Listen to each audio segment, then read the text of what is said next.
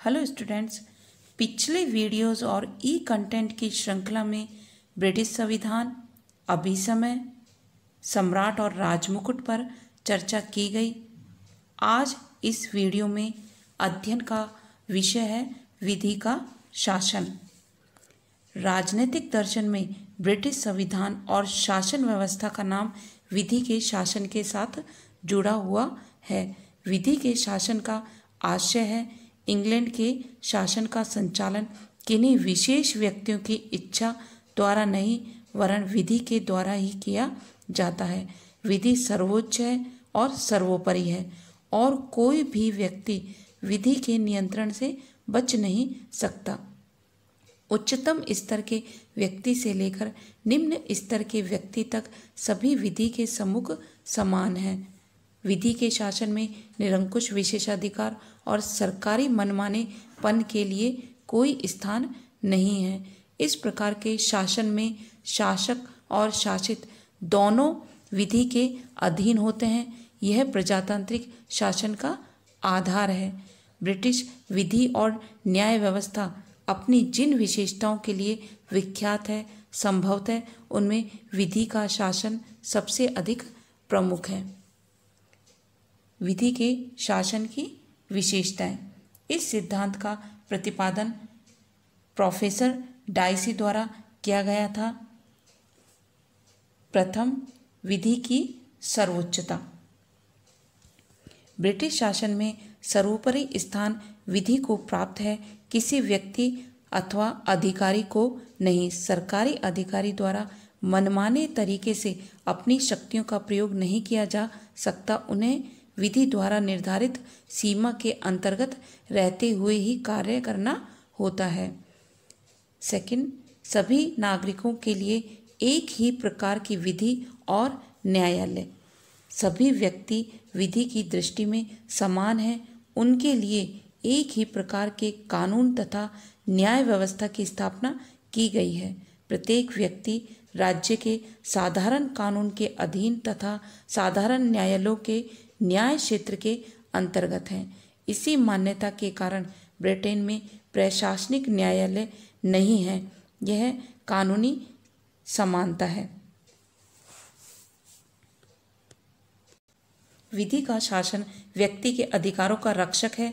विधि के सामान्य सिद्धांत नागरिक स्वतंत्रता का रक्षक और न्यायालय स्वतंत्रता तथा अधिकारों के संरक्षक हैं। यहाँ न्यायिक निर्णय उनकी रक्षा सदा करते आए हैं। विधि के शासन की सीमाएं।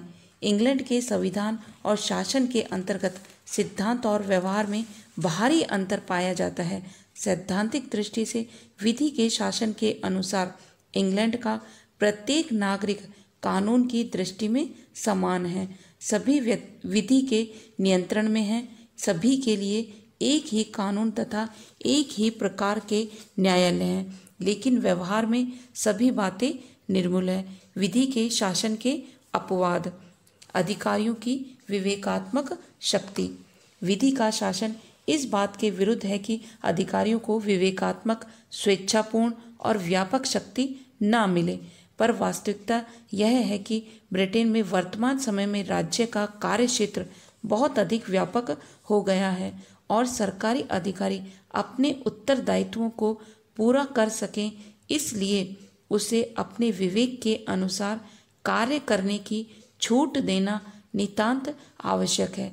अतः प्रशासनिक अधिकारी को विवेकात्मक शक्ति मिलने से विधि के शासन की धारणा सीमित हो गई है। लोक सेवा अधिकारियों के संबंध में विशेष शक्ति। विधि का शासन कहता है सभी व्यक्ति समान हैं। समान व्यक्ति और लोक सेवा अधिकारी में कोई अंतर नहीं किया जाना चाहिए, लेकिन ब्रिटेन में लोक सेवा अधिकारी को विशेष स्थिति प्राप्त है। 1882 में लोक अधिकारी संरक्षण अधिनियम पारित किया गया, जिसके अनुसार किसी सरकारी कर्मचारी के विरुद्ध कोई कार्यवाही अगर हो या उसने जो अपराध किया है उसके 6 माह में ही उसके बाद वह काल तिरोहित हो जाती है। यदि यह अभियोग सत्य सिद्ध न हो सके तो अभियोग चलाने वाले को उसका खर्चा देना होता है। ऐसे में कोई भी सरकारी कर्मचारी के विरुद्ध अभियोग चलाने का साहस नहीं करता। ऐसे में विधि के शासन की धारणा सीमित हो गई है। प्रदत्त व्यवस्थापन राज्य के कार्य तथा उसके परिणाम स्वरूप कानून निर्माण का कार्य बहुत अधिक बढ़ जाने से व्यवस्थापिका द्वारा अपनी कानून निर्माण की शक्ति का एक बड़ा भाग कार्यपालिका को सौंपा गया है। प्रदत्त व्यवस्थापन ने विधि के शासन को सीमित किया है, क्योंकि विधि के शासन का अर्थ प्रशासन का प्रत्येक कार्य या तो सामान्य कानून या संसदीय कानून द्वारा अधिकृत हो, किंतु प्रदत्त व्यवस्थापन के उक्त व्यवस्था के अंतर्गत प्रशासन स्वयं द्वारा निर्मित नियमों से ही कार्य करता है। वर्तमान में प्रदत्त व्यवस्थापन की उपयोगिता सभी पक्षों द्वारा स्वीकार कर ली गई है। प्रशासनिक नियम और न्यायालय विधि का शासन यह कहता है कि सामान्य व्यक्ति और राजकीय पदाधिकारी दोनों के लिए एक ही प्रकार की विधि और एक ही प्रकार के न्यायालय हों, पर वर्तमान समय में ब्रिटेन में ऐसी बात नहीं है। पिछले समय ब्रिटिश संसद ने राष्ट्रीय बीमा अधिनियम, मकान अधिनियम, किराया अधिनियम, सड़क यातायात अधिनियम के रूप में अनेक कानूनों का निर्माण किया। इन कानूनों ने नागरिकों और विभागीय अधिकारियों के पारस्परिक संबंधों को विशेष दिशा प्रदान की, जो प्रशासनिक नियमों और न्यायाधिकरणों की ओर जाती है। इन प्रशासनिक न्यायाधिकरणों द्वारा अर्ध न्यायिक रूप में कार्य किया जाता है। ये कम खर्च व शीघ्रता से भी कार्य करते हैं।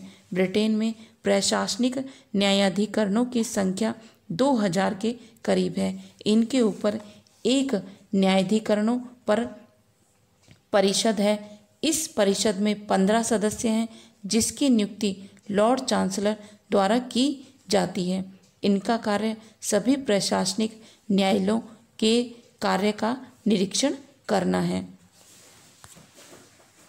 इसके अतिरिक्त विधि का शासन विदेशी शासकों और राजदूतों पर लागू नहीं होता।